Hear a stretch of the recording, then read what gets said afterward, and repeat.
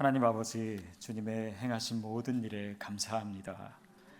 주님의 은혜에 우리가 기뻐하고 또 찬양하고 예배함으로 이 자리에 섰습니다. 성령께서 우리에게 임하여 주시고 주의 음성이 들려지게 하여 주시고 그 삶이 우리의 능력 되게 하여 주옵소서.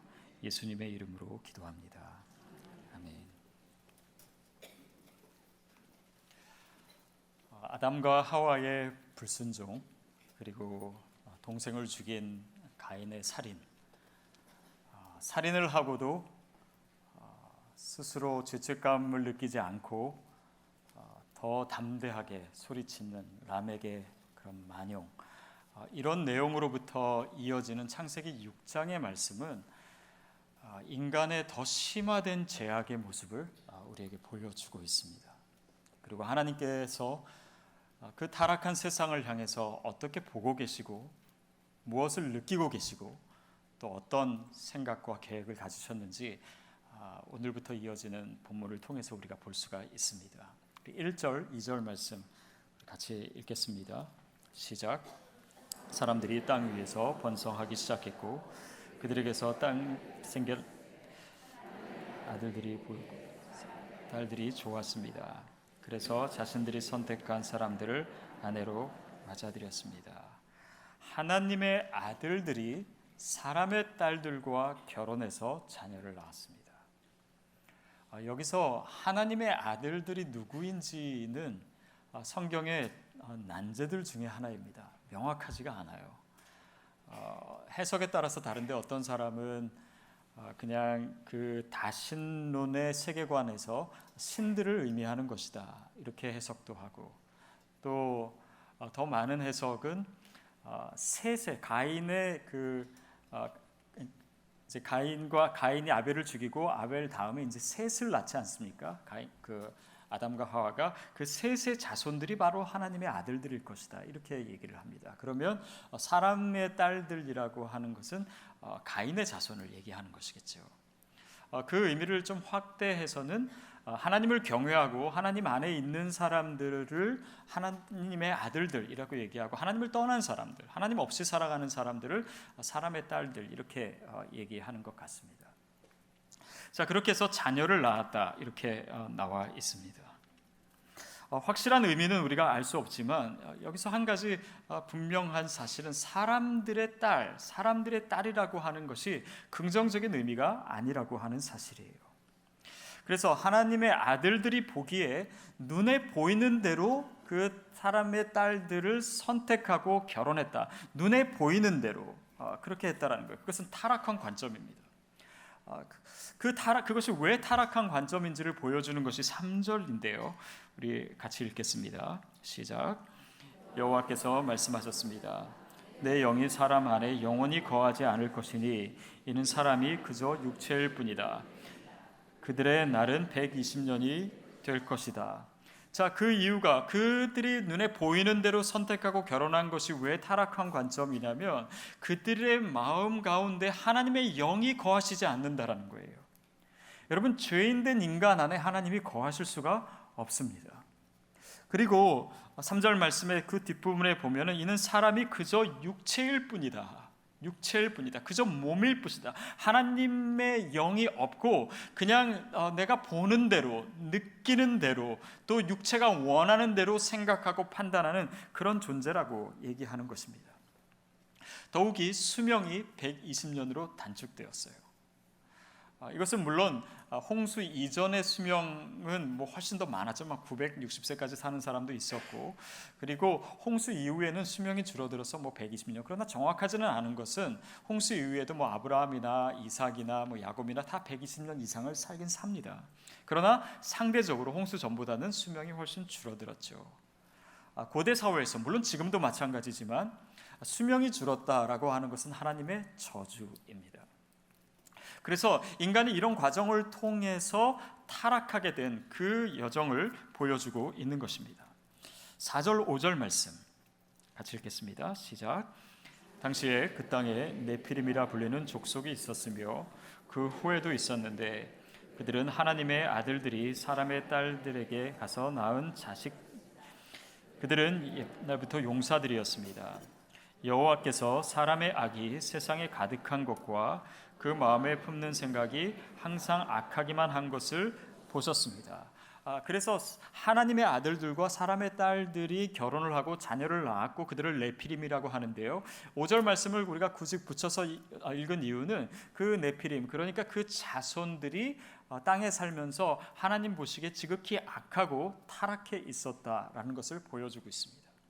그러니까 하나님의 아들들이 사람의 딸들을 만나고 네피림의 자손을 낳고 이런 모든 것들이 타락의 과정이었음을 상징적으로 보여주고 있는 것이죠. 여기서 네피림이라고 하는 것은 또한 우리에게 좀 정보가 부족한, 그래서 정확하게 그들이 누구였는지는 파악하기가 쉽지는 않습니다. 성경에 딱 2번 나와요. 오늘 창세기 6장에서 나오고 또 민수기 13장에서 나옵니다. 근데 그들이 어떤 민족이었는지는 보면은 이 창세기 6장은 바로 네피림으로 인한 그들 안에 하나님의 영이 없었고 결국 노아의 홍수가 그들 때문에 일어나는 그런 심판의 원인을 제공하는 자로서의 네피림입니다. 또한 민수기 13장에 보면 이스라엘 백성이 가나안 땅에 들어갔을 때 아낙 자손이 키가 큰 그런 자손들이 거했는데 그들이 하나님의 백성을 대항하고 또 이스라엘 백성이 이기기가 어렵다고 생각했던 그런 민족이었어요. 그들이 네피림의 자손이다 이렇게 얘기를 합니다. 그러니까 네피림이라는 것은 특별한 어떤 혈통을 의미하기는 좀 어렵습니다. 왜냐하면 노아의 홍수 때 다 죽었기 때문에. 그러나 노아의 홍수에도 네피림이 또 나타나고, 그러니까 공통적으로 나타나는 것을 봐서는 하나님과 하나님의 사람들을 대항하는 세력으로서의 어떤 족속을 얘기하고 있습니다. 결국 하나님의 아들들이 사람들의 딸과 결혼하고 그 딸들이 낳은 자녀들이 네피림이 되고 거기에 하나님의 영이 거하지 않고 그리고 그들이 타락하고 그들에게 심판이 임하고, 이것은 타락의 과정을 보여주면서 또 우리가 삶에서도 그런 것을 많이 체험하지만 하나님의 아들들이라고 해서 타락한 사람을 옆에 두면 우리도 같이 타락하기가 쉽습니다. 오염된 문화를 접하고 있고 그 안에 있으면 그 오염된 생각과 가치관이 우리의 생각을 차지하게 돼요. 죄가 주는 영향력, 그래서 온 인류가 전반적으로 다 죄 가운데 있고 타락하게 된 그 과정을 오늘 본문이 보여주고 있는 것입니다. 우리가 접하는 문화가 참 우리에게 주는 영향이 큰 것 같습니다. 예를 들면 폭력에 대한 것은 그렇습니다. 여러분 이종 격투기 그런 거 보신 적 있으세요? 아마 뭐 좋아하는 분 그렇게 많지는 않을 것 같은데 그거 보기만 해도 끔찍합니다. 그러니까 새장 같은데 사람을 집어넣고 정말 거의 죽기 전까지 두들겨 패는 거예요. 그러니까 막 주먹으로 때리고 발로 밟고 막 진 이기고 그리고 때려서 막 눈이 찢어지고 피가 튀고 너무 잔인하고 잔혹해가지고 그것을 처음 보는 사람들은 막 비명을 지르든지 아니면 고개를 돌리든지 아니면 채널을 바꿔버립니다.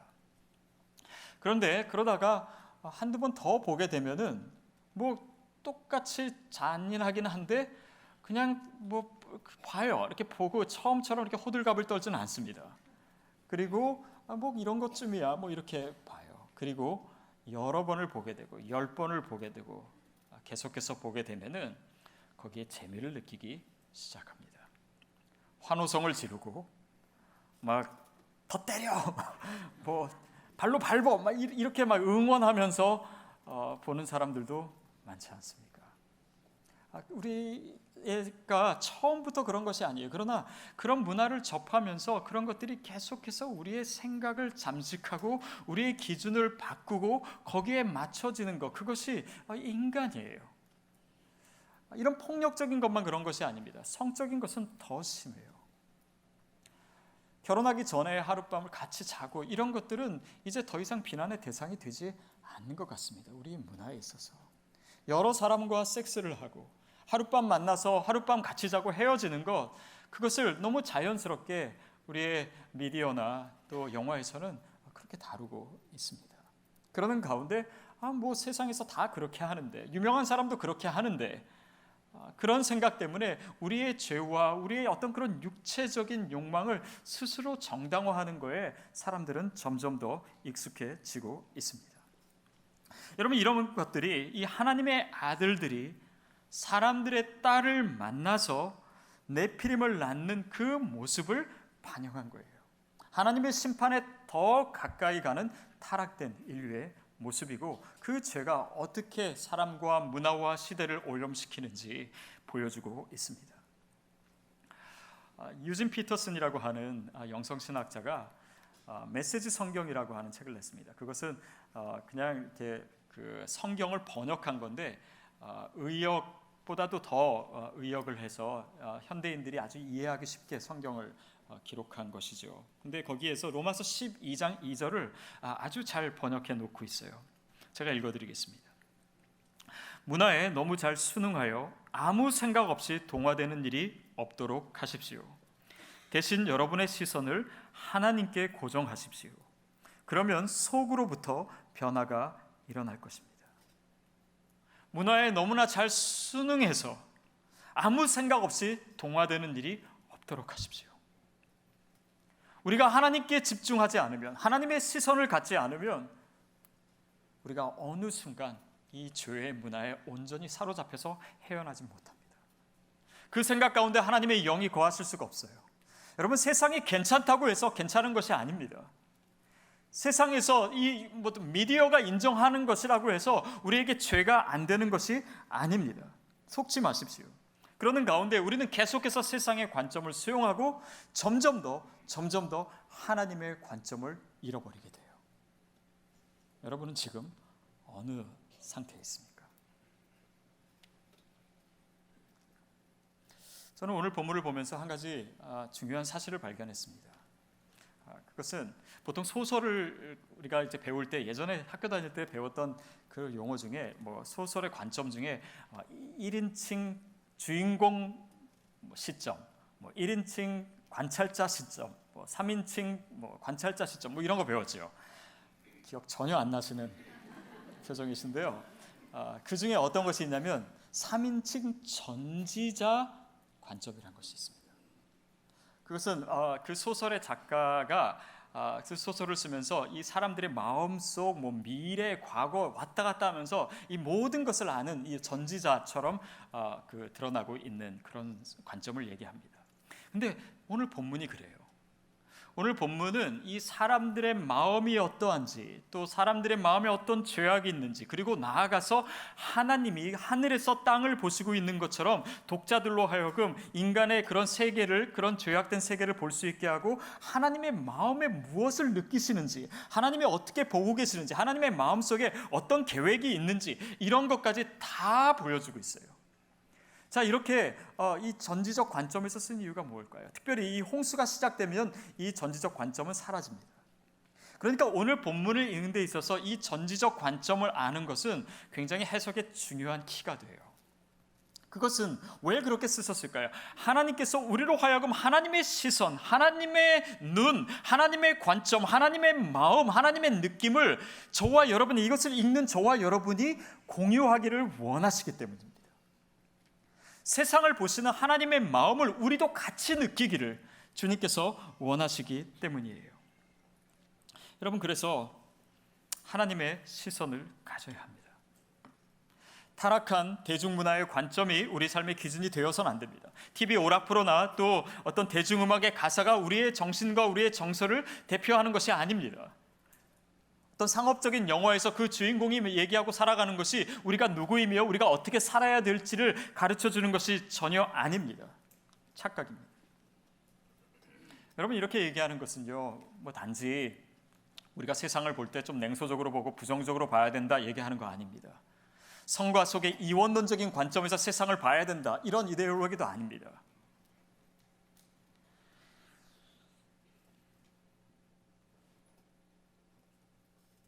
문화적으로 크리스찬이 더 보수적이어야 된다, 이런 이야기도 아닙니다.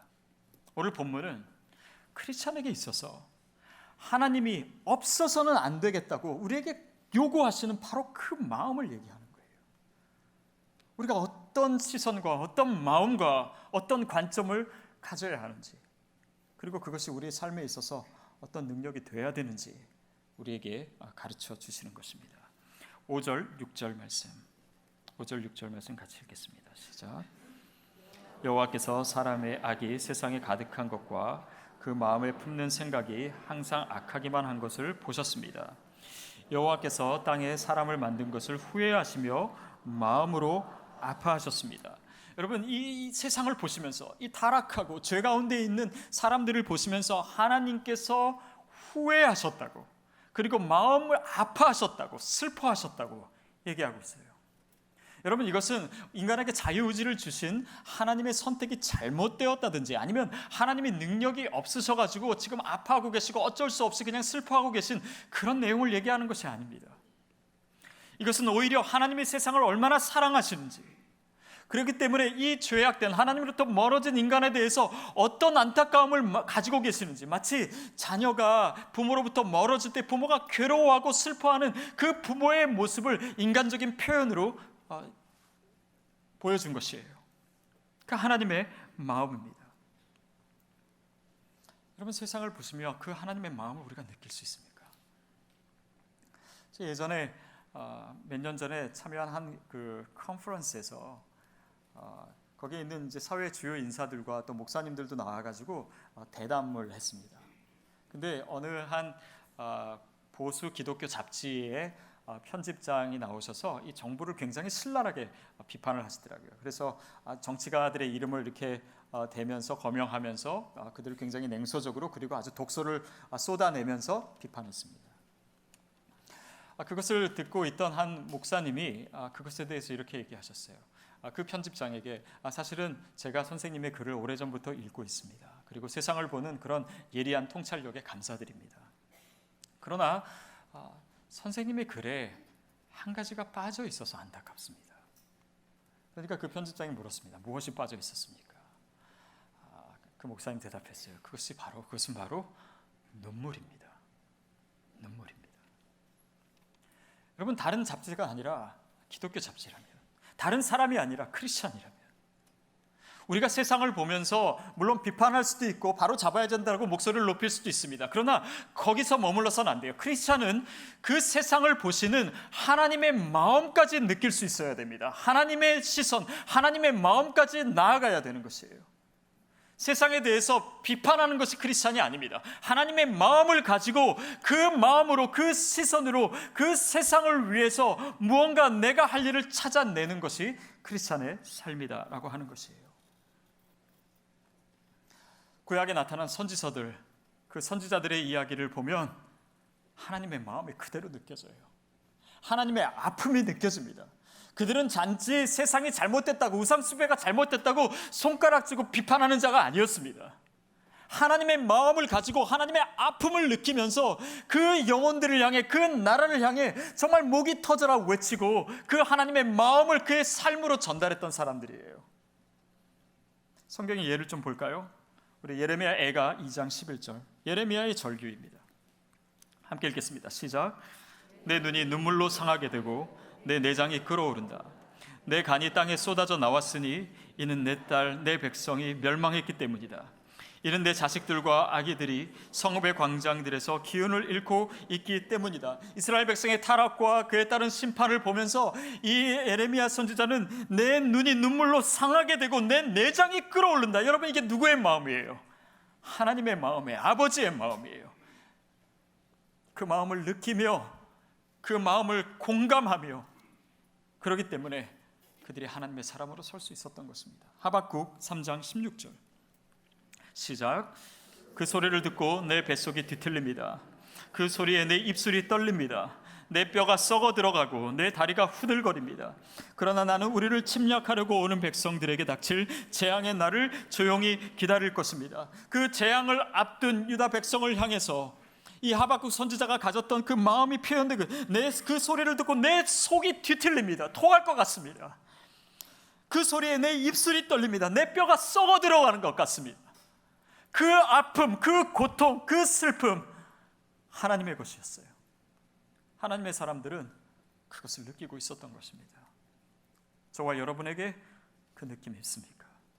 오늘 이 세상을 보며, 하나님으로부터 멀어지는 이 시대를 보며, 주님을 떠난 영혼들을 보면서 그 마음, 그 느낌 있습니까?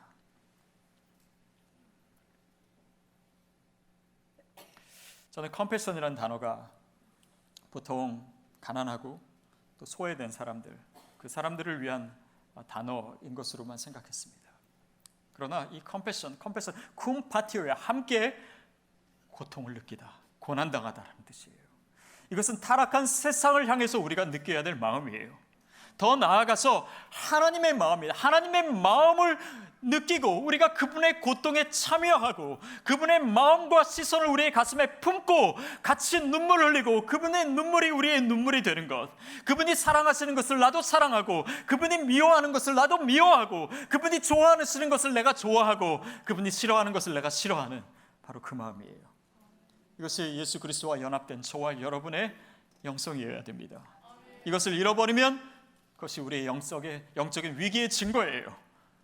여러분, 오늘 그 주님의 시선과 주님의 마음이 저와 여러분에게 임하기를 축복합니다. 그 시선과 그 마음을 열렬히 사모하십시오. 그것이 하나님의 사람됨의 증거라고 하는 것입니다. 7절 8절입니다. 7절 8절 시작. 여기서 말씀하셨습니다. 내가 창조한 사람을 땅 위에서 쓸어버릴 것이다. 사람으로부터 짐승과 기는 것들과 공중의 새들까지 다 그렇게 하겠다. 이는 내가 그들을 만든 것을 후회하기 때문이다. 그러나 노아만은 여호와의 은혜를 입었습니다. 자, 7절에서 하나님께서 내가 창조한 모든 것을 다 쓸어버리겠다, 내가 심판을 내리겠다, 하나님께서 그렇게 얘기하시고 8절에 드디어 노아가 등장해요. 하나님의 은혜를 입은 사람입니다. 또 이 타락한 세상 가운데 소망의 불씨가 되는 사람입니다. 그래서 어쩌면 오늘 본문에 노아의 등장을 하나님께서 좀 늦게 나오게 하셨는지 모르겠어요. 인간이 타락하고 그것에 대해서 하나님이 슬퍼하시고 그 다음에 나오는 내용이 뭡니까? 하나님의 소망의 계획, 그것을 위해서 노아를 등장시키는 거예요. 이 본문의 구조를 봐도 이 타락한 세상을 향한 하나님의 의도가, 하나님의 계획이 무엇인지, 하나님의 마음이 무엇인지를 우리가 느낄 수가 있습니다. 그것은 인간이 타락했기 때문에 내가 다 쓸어버리겠다, 버리겠다가 아니에요. 거기에 소망을 두어서 하나님께서 가진 이 선하고 아름다운 계획을 노아를 통해서 드러내시고자 하는 것입니다. 여러분, 하나님의 시선을 갖지 못하면 우리는 절망만 봅니다. 죄악만 봐요. 하나님의 심판만 봅니다. 그 뒤에 감추인 진정한 하나님의 의도를 읽어내지 못할 때가 많아요.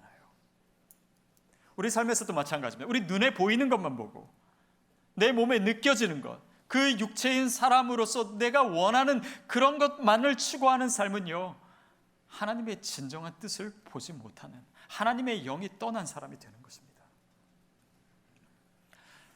존 던이라고 하는 17세기 영국의 사자였고 또 시인인 사람이 그 글에서 한 스페인 선원의 이야기를 합니다. 예전 얘기죠. 근데 그 스페인의 한 배가 대서양을 횡단해서 남미에 도착했습니다. 근데 그때는 뭐 지도도 그냥 이렇게 그 형편 없고 또 자신들이 정말 어디에 있는지도 잘 모르기 때문에 남미에 도착해서 아마존 강의 상류에 도달했는데도 여기가 대서양 한가운데라고 생각했어요. 그러니까 당연히 바닷물을 먹을 수 없다라고 생각한 것입니다. 결국 선원 중에 몇 명은 그 갈증으로 인해서 목숨을 잃고 말았습니다. 아마존, 세계에서 가장 물이 깨끗한 그 생명의 물이 흐르는 그 한가운데서도 그들은 그 물을 먹을 생각을 못했어요. 그것을 존 던은 인간이 타락 가운데 어둠 가운데 있으면서 하나님의 소망의 메시지를 읽어내지 못하는 인간의 아둔함을 빗대어서 얘기한 것입니다.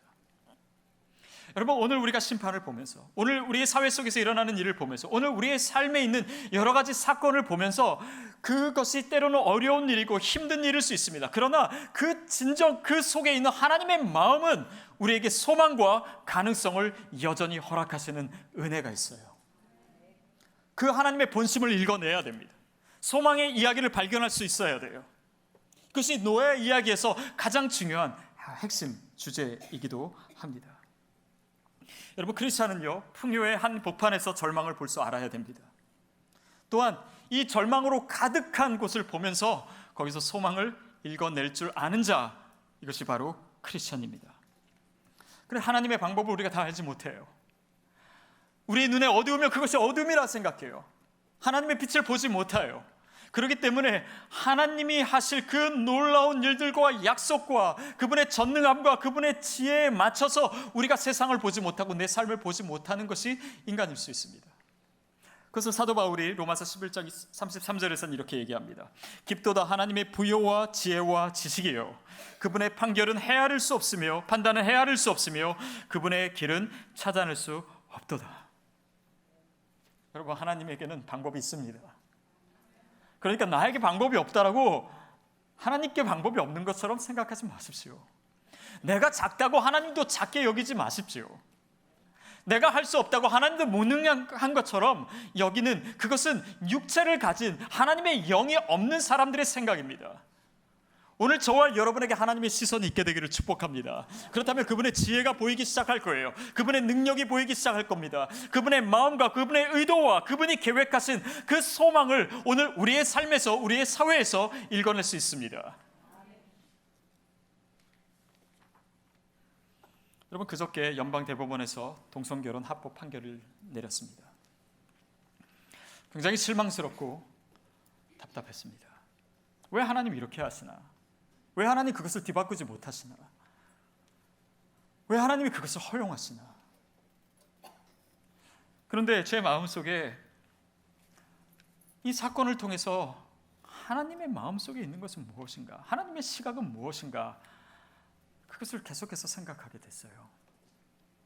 그리고 이렇게 답답해하고 탄식만 하는 것은 하나님의 뜻은 아닐 것이다 라는 생각을 하게 됐습니다. 그러는 가운데 이 동성결혼 합법화는 어떤 하나님의 계획의 실패의 문제가 아니라 하나님의 심판이다라고 하는 생각을 계속해서 제 마음속에 주셨어요.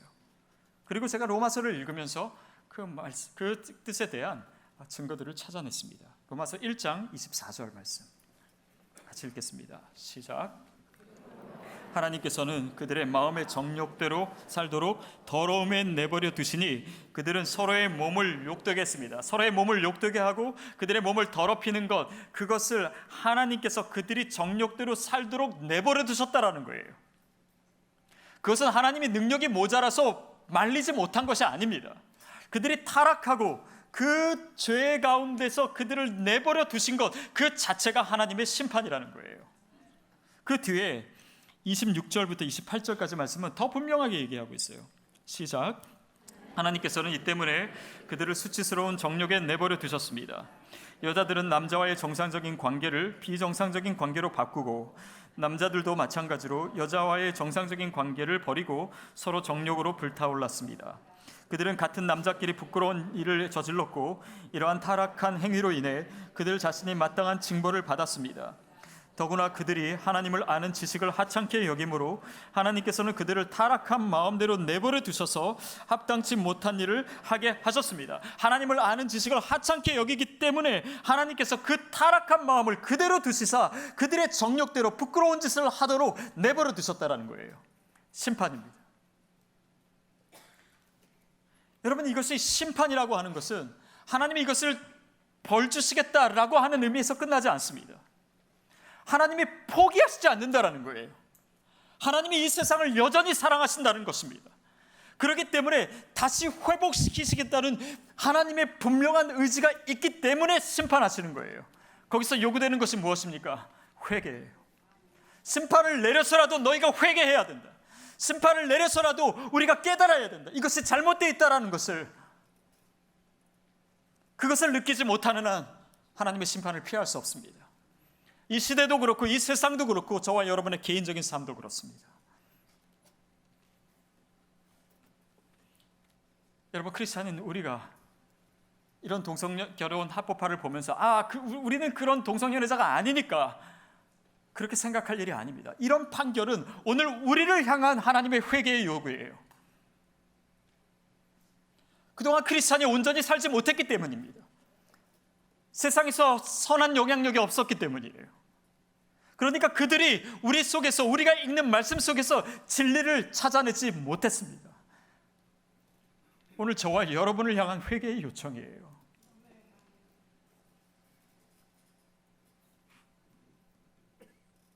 노아의 홍수도 마찬가지입니다.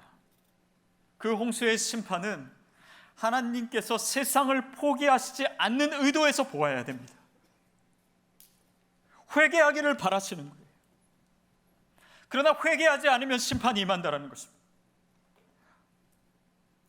오늘 우리가 회개하지 않으면, 오늘 우리가 돌이키지 않으면 세상 속에서의 진정한 크리스찬의 모습이 회복되지 않는 한 이 심판은 계속될 것입니다.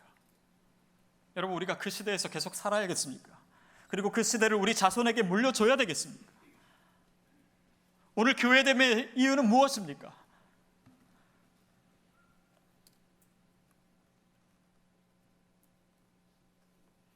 팔 절에 노아가 나오고요, 창세기 6장, 7장, 8장, 9장까지 노아 이야기가 계속됩니다. 홍수 이야기예요. 그런데 그 긴 이야기 중에 노아는요, 한마디도 하지 않습니다. 대사가 없어요. 오직 살아갈 뿐입니다. 하나님의 사람으로 살고 하나님의 말씀에 순종하는 그 삶을 보여줄 뿐이에요. 여러분, 동성결혼 합법화가 얘기하는 것이 바로 이것입니다. 더 이상 세상이 우리의 말을 듣고 진리를 발견하지 않는다라는 것이에요. 우리가 어떻게 사는가를 보고 우리 안에서 진리를 판단하는 그런 시대가 온 것입니다.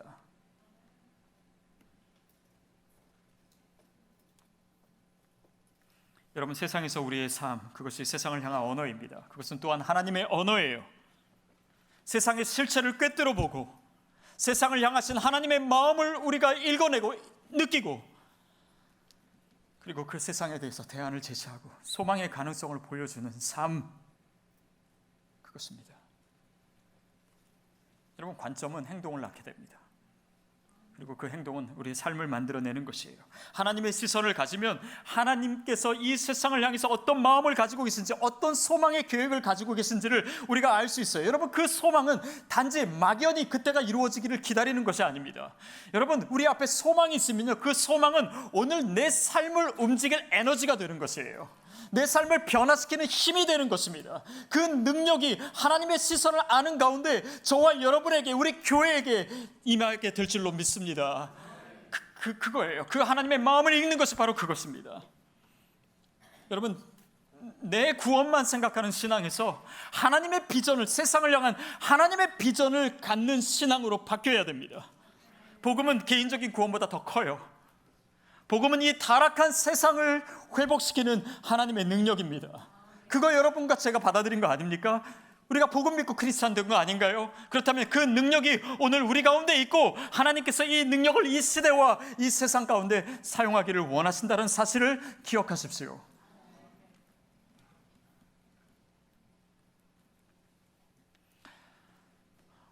하나님은 작가이십니다. 성경을 쓰셨을 뿐 아니라 우리의 삶을 만드시고 우리 삶의 이야기를 쓰시고 세상의 역사를 쓰시는 하나님은 작가예요. 그분은 단지 관찰자가 아닙니다. 그분은 전지자예요. 모든 것을 알고 계십니다. 저와 여러분을 알고 계시고 이 세상을 알고 계시고 또 이 세상을 향한 그분의 계획을 스스로 알고 계세요. 중요한 것은 바로 그 하나님의 시선과 마음과 계획을 저와 여러분이 꼭 알게 되기를 그분이 원하신다는 거예요. 그분의 눈을 가지기를 원하십니다. 그분의 심장을 갖기를 원하십니다. 그분의 생각을 갖기를 원하세요. 여러분, 저와 여러분에게 그것을 향한 거룩한 열망이 있게 되기를 바랍니다. 하나님, 내가 주님의 눈을 갖기를 원합니다. 주님의 아픔을 내가 느끼기를 원합니다. 이 시대를 향한 하나님의 슬픔을 나도 갖기를 원합니다. 주님의 눈물을 나도 소유하기를 원합니다. 그리고 그 소망의 이야기를 나도 들을 수 있기를 바랍니다. 그 소망이 오늘 내 삶의 능력이 되고 에너지가 되기를 소원합니다. 하나님, 나를 사용하여 주시옵소서. 하나님, 이 교회를 사용하여 주시옵소서. 이 세대를 향한 하나님의 마음을 드러내는 하나님의 도구가 되게 하여 주시옵소서. 여러분, 우리를 잠식하고 있던 세상의 눈을 내려놓으십시오. 거기에 더 이상 혼돈스러워하지 마십시오. 믿음의 눈을 들고 하나님의 뜻을 헤아리십시오. 하나님의 마음을 읽어내십시오. 그러면 주님의 뜻이 보이기 시작합니다. 물론 우리의 육체적인 눈으로 보는 것이 아니기 때문에 그것이 처음에는 불투명하고 흐리흐리하게 보일 수 있습니다. 그러나 여러분, 시간이 지날수록 우리가 하나님의 사람으로 주님의 영을 회복하고 있는, 이 영적으로 깨어있고 주님의 비전과 복음을 위해서 살아가는 가운데 그 초점은 점점 더 깨끗해질 것입니다. 하나님의 소망은 분명히 이루어질 것입니다. 그리고 주님을 향한 신뢰는 주님을 향한 기쁨과 찬송으로 분명히 변화될 줄로 믿습니다. 그런 하나님의 거룩한 역사에 동참하시는 우리 모두가 되기를 주님의 이름으로 축복합니다.